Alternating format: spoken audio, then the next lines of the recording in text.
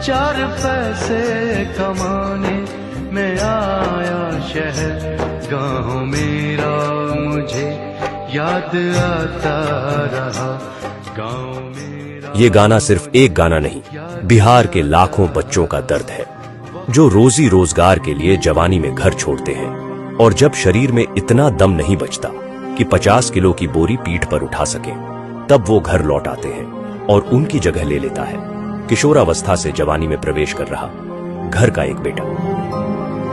पीढ़ी दर पीढ़ी पलायन की यह जंजीर ऐसी है कि माँ बाप बेटा बेटी को एक साथ रहना कभी नसीब ही नहीं होता। सालों साल पति पिता भाई चाचा भतीजा मजदूरी के लिए घर से बाहर ही रहते हैं। पलायन का आलम यह है कि बिहार के कई घरों में महिलाएं एक साथ पति और बेटा दोनों को मजदूरी के लिए विदा करती हैं। पलायन की यह जंजीर अब टूटनी चाहिए।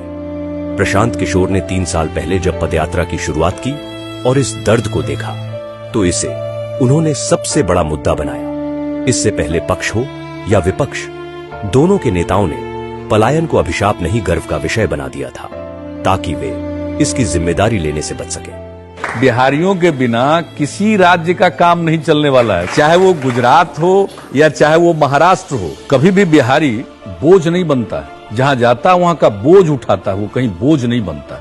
बिहार का लोग तो वहाँ पर महाराष्ट्र के समृद्धि को उजागर कर रहा, ऊंचा कर रहा है, मेहनत मजदूरी करता है। बिहार और यूपी के लोगों को जो मजदूर हैं, पूरे देश में जो है मांग उठती है, लोग डिमांड करते हैं। अगर वो ना जाए तो उनकी जिंदगी जो है ठप हो जाएगी दूसरे राज्यों की।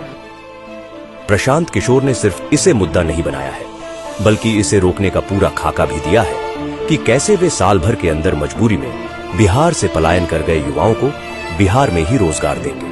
छठ के बाद बिहार से पलायन बंद कर दिया जाएगा। किसी भी बच्चे को 10 से 12 हजार रूपए के रोजी रोजगार के लिए बिहार से बाहर नहीं जाना पड़ेगा। ये पूरा एक एक गाँव का एक एक पंचायत का हमने खाका बनाया है। बच्चों को यहाँ पढ़ने की व्यवस्था होगी। हर पंचायत में 1000 से 1200 लोगों के लिए रोजगार होगा और खेती से कमाई होगी। खाली खाने के लिए खेती नहीं होगी, खेती से कमाई होगी।